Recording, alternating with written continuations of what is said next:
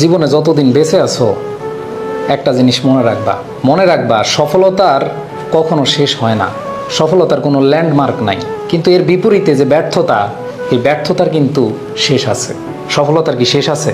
আজকে আমি আইফোন 14 কিনবো, এরপরে আবার গাড়ি কিনবো, এরপরে বাড়ি হবে, এরপরে আমি সবাইরে নিয়ে সুখী হব, এরপরও কিন্তু আমার এক্সপেকটেশন আসতেছে, আমি আরও সফল হওয়ার জন্য চেষ্টা চালিয়ে যাচ্ছি এবং সফল হইতেই চাই, হচ্ছি। ব্যর্থতার শেষ আছে। তুমি আজ ব্যর্থ, কাল ব্যর্থ, পরশু ব্যর্থ, একটা না একটা সময় সফলতা এসে তোমার সকল ব্যর্থতাকে শেষ করে দিবে, সকল ব্যর্থতার গল্পগুলোকে মুছে ফেলবে। এই যে তোমরা অনেকে টেনশন করতেছো, রেজাল্ট কি হবে, রেজাল্ট নিয়ে টেনশনে আছি, রেজাল্ট খারাপ হলে আমি এই করব সেই করব, আমি চিরকুট লিখবো, এরকম অনেকেই আছো।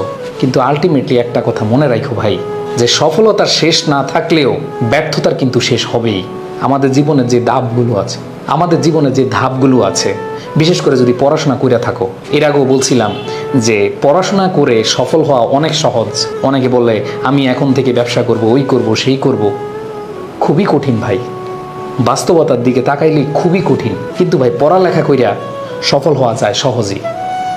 হ্যাঁ, পড়ালেখা করতেও তোমার ব্যর্থতা আসবে। এই যে তোমার যে স্টেজ রয়েছে, এসএসসি রয়েছে, এইচএসসি রয়েছে, অ্যাডমিশন রয়েছে, এরপরে আবার কি আছে, চাকরি বা ক্যারিয়ার আছে।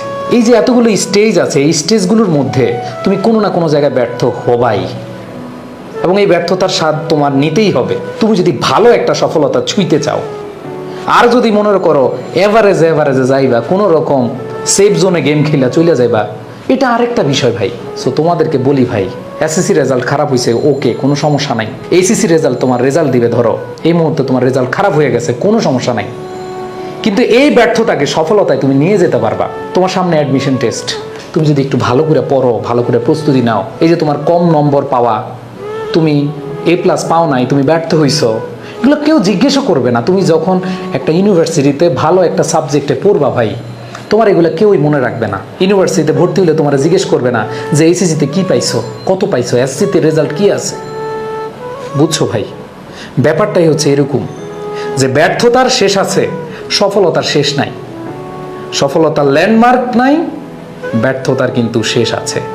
যেখানে সফলতা শুরু সেখানে ব্যর্থতা শেষ। সো সফলতা শুরু করতে হলে তোমার ব্যর্থতা মেনেই নিতে হবে। আর যদি ভাই মেনে না নিতে পারো, তাহলে তোমার এই ব্যর্থতা সারা জীবন চক্রাকারে খালি ঘুরতেই থাকবে। এখন এটা তোমার চয়েস, তুমি কি করবা। তোমাদের মধ্যে অনেককে দেখি যে রেজাল্ট আসতেছে, রেজাল্টের জন্য টেনশনে একবার অবস্থা খারাপ, অনেকে জ্বর উঠে গেছে, মাথা ব্যথা, কিচ্ছু মাথায় কাজ করতেছে না, হ্যাং হয়ে গেছে। ভাই রেজাল্ট যাই হোক, এটা আলটিমেট গোল না। তোমার সামনে আর সুযোগ আছে। তোমরা যেহেতু অ্যাডমিশন সিকার, তোমরা যে কাজটা করবা সেটা হচ্ছে তুমি কি পাইছো, কত পেয়েছো, এগুলা ভুলা যায় সামনে যে সময়গুলো আছে ভাই, এই সময়গুলোকে প্রায়োরিটি দাও, নিজের সর্বোচ্চটুকু দাও, সর্বোচ্চটুকু দিয়ে চেষ্টা করো। আজকে তোমার মা বাবার এক্সপেকটেশন হয়তো তুমি পূর্ণ করতে পারো নাই। তোমার বাবা মা সাইলেন্ট থাকে, অনেকের বাবা মা আছে খুবই সাইলেন্ট, তোমার কাছ থেকে কিছু এক্সপেক্ট করে নাই। কিন্তু মনে রাখবা, এই সাইলেন্ট বাবা মাই কিন্তু তোমার কাছ থেকে এক্সপেক্ট করতেছে।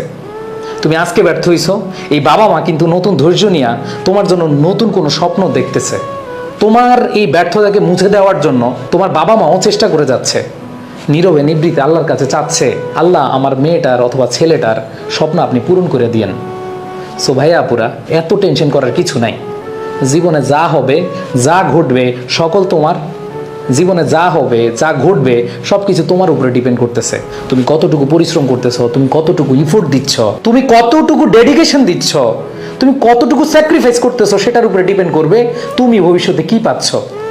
হয়তো তুমি অনেক পরিশ্রম করছো, এখন পাচ্ছ না, কিন্তু মনে রাখবা কোনো না কোনো সময়ে তোমার এই পরিশ্রম, তোমার এই এফোর্ট, এই ডেডিকেশন কিছু না কিছু দিবে, এবং এমন কিছু দিবে জীবনও প্রত্যাশা করো নাই। তুমি জীবনও প্রত্যাশা করো নাই যে তুমি এটা পেতে যাচ্ছ।